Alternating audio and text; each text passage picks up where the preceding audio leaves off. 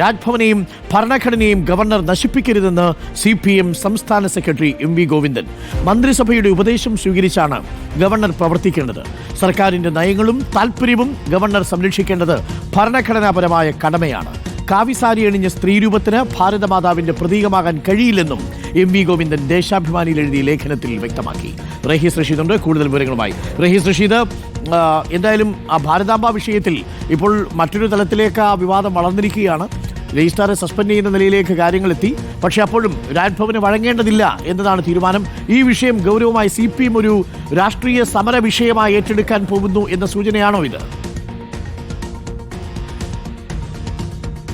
സ്വാഭാവികമായും രാജ്ഭവനുമായിട്ടുള്ള നേരിട്ടൊരു ഏറ്റുമുട്ടലിന് സർക്കാരിന് പിന്നാലെ CPIM കൂടി പോവുകയാണ് എന്ന് വ്യക്തമാക്കുന്നതാണ് ദേശാഭിമാനിയിൽ പ്രതിവാര പക്തിയായ നേർവഴി എല്ലാ വ്യാഴാഴ്ചയും CPIMന്റെ സംസ്ഥാന സെക്രട്ടറി MV ഗോവിന്ദൻ എഴുതുന്ന എഡിറ്റോറിയൽ പേജിൽ എഴുതുന്ന ഒരു ലേഖനമാണ്.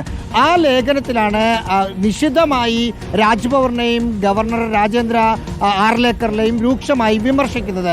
ഇതിൽ പറയുന്ന ഒരു കാര്യം, മന്ത്രിസഭ എങ്ങനെ രാജ്ഭവനിലെ പൊതുപരിപാടികൾ നടത്തണം എന്നതിലൊരു ഉപദേശം നൽകിയിട്ടുണ്ട്. അതിനുശേഷവും രാജ്ഭവൻ ഗവർണർ തീരുമാനിക്കുന്നതനുസരിച്ചാണ് അവിടുത്തെ കാര്യങ്ങൾ നീക്കുന്നത്. മന്ത്രിസഭ തീരുമാനിക്കുന്നതനുസരിച്ച് അല്ലെങ്കിൽ മന്ത്രിസഭയുടെ നിർദ്ദേശം അനുസരിച്ച് പ്രവർത്തിക്കേണ്ട ഒരു സ്ഥാപനമാണ് രാജ്ഭവൻ ഇത്തരം ഭരണഘടനാപരമായ വിഷയങ്ങളിൽ. അതങ്ങനെ പ്രവർത്തിക്കാതിരിക്കുന്ന ഒരു സന്ദർഭത്തിലാണ് MV ഗോവിന്ദൻ പറയുന്നത് സർക്കാരിൻ്റെ നയങ്ങളും താല്പര്യങ്ങളും സംരക്ഷിക്കേണ്ട ആളാണ് ഗവർണർ. അത് ഗവർണറുടെ ഭരണഘടനാപരമായ കടമയാണ്. അതല്ലാതെ സർക്കാർ എടുക്കുന്ന ഏതെങ്കിലും തരത്തിലുള്ള പിടിവാശിയോ രാഷ്ട്രീയ ഏറ്റുമുട്ടലോ ഒന്നുമല്ല.